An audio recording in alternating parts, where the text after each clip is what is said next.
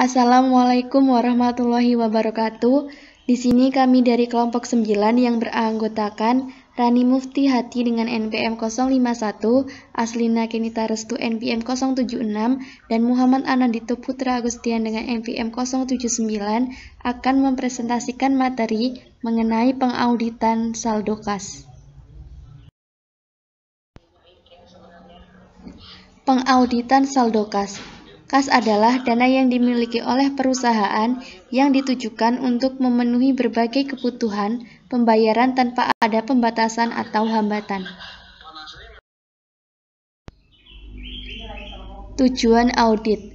Tujuan audit saldo kas adalah untuk memperoleh bukti tentang masing-masing asersi signifikan yang berkaitan dengan transaksi dan saldo kas. Tujuan dari audit ditentukannya berdasarkan atas kelima kategori asersi laporan keuangan yang dinyatakan oleh manajemen, yang dapat berupa asersi keberadaan dan keterjadian, asersi kelengkapan, asersi hak dan kewajiban, asersi penilaian dan pengalokasian, serta asersi laporan dan pengungkapan. Materialitas, risiko, dan strategi audit. Volume transaksi kas pada kebanyakan perusahaan adalah sangat tinggi. Hal ini tidak terlepas dari keterkaitan siklus kas dengan kelima siklus yang telah disebutkan sebelumnya. Tingginya volume transaksi pada siklus kas menyebabkan tingginya resiko bawaan. Di samping itu, terdapat beberapa faktor penyebab tingginya risiko bawaan pada siklus kas. Di antaranya, tingginya potensi salah saji akibat volume transaksi yang tinggi, sifat kas yaitu paling liquid dan sangat diminati, serta kesempatan manipulasi dalam bentuk kitting maupun window dressing. Tingginya resiko bawaan siklus ini menyebabkan banyak perusahaan memprioritaskan atau memperluas struktur pengendalian internal siklus kas untuk mencegah dan mendeteksi salah saji. Perluasan struktur pengendalian intern ini mengurangi resiko pengendalian siklus kas. Meskipun demikian, penentuan resiko pengendalian siklus kas tetap mencakup pertimbangan kelima elemen SPI serta kelima siklus lainnya. Pemahaman struktur pengendalian intern. Pemahaman struktur pengendalian intern siklus kas meliputi pertimbangan lingkungan pengendalian, informasi dan komunikasi atau sistem akuntansi, penaksiran resiko, dan aktivitas pengendalian. Yang pertama, lingkungan pengendalian. Lingkungan pengendalian sangat penting untuk mewujudkan struktur pengendalian intern kas yang baik. Pemahaman pengendalian meliputi pemahaman pemberian kekuasaan dan tanggung jawab atas transaksi kas. Pemahaman dapat diperoleh melalui 1. Pengajuan pertanyaan kepada manajemen.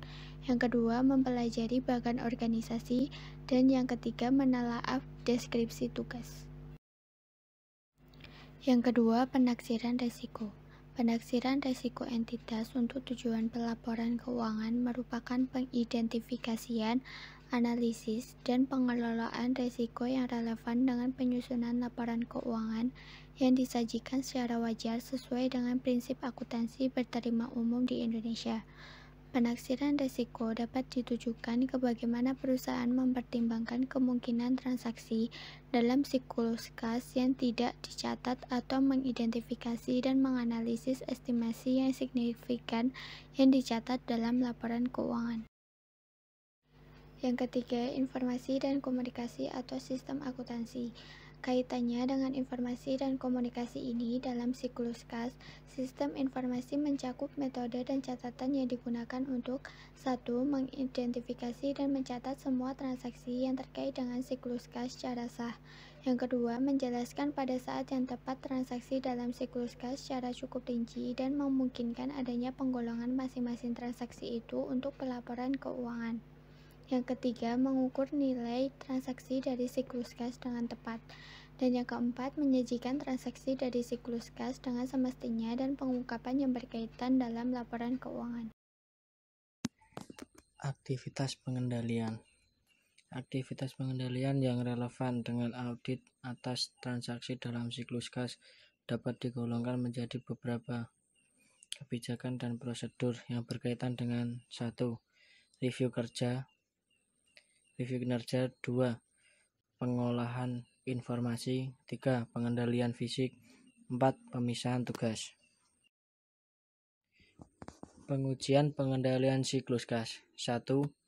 Melakukan pengamatan terhadap pemisahan fungsi penyimpanan kas dengan fungsi pencatatan kas. 2. Mintalah salinan notulen rapat direksi mengenai pembukuan dan penutupan rekening bank serta pembentukan dana kas kecil. 3. Mintalah salinan polis asuransi Fidelity Bond, cash on hand, dan cash in transit. 4. Ambil sampel bukti kas masuk. 5. Ambil sampel bukti kas keluar yang telah dibayar. 6. Ambil berita acara penghitungan kas. Pengujian substantif saldo kas. Dalam rangka untuk merancang pengujian substantif, akuntan pertama kali harus menentukan tingkat resiko deteksi yang diterima untuk masing-masing asersi terkait signifikan. Tinggi rendahnya resiko deteksi tergantung pada besarnya resiko audit yang ditetapkan, resiko bawaan, dan resiko pengendalian.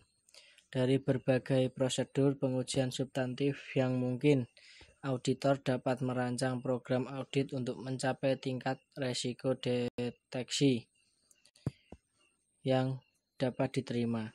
Bila resiko deteksi yang dapat diterima adalah rendah untuk asersi, maka lebih banyak prosedur pengujian substantif yang perlu dilakukan dan auditor perlu mengidentifikasikan efektivitas prosedur pengujian, misalnya dengan melakukan pengujian pada atau dekat dengan tanggal neraca. Pengujian yang dilakukan pada atau dekat dengan tanggal neraca antara lain 1. Penghitungan kas di tangan. 2. Pemisahan batas penerimaan kas. 3. Pemisahan batas pengeluaran kas. Sekian presentasi dari kelompok kami. Apabila ada kesalahan dari kami mohon maaf. Akhirul kalam. Wassalamualaikum warahmatullahi wabarakatuh.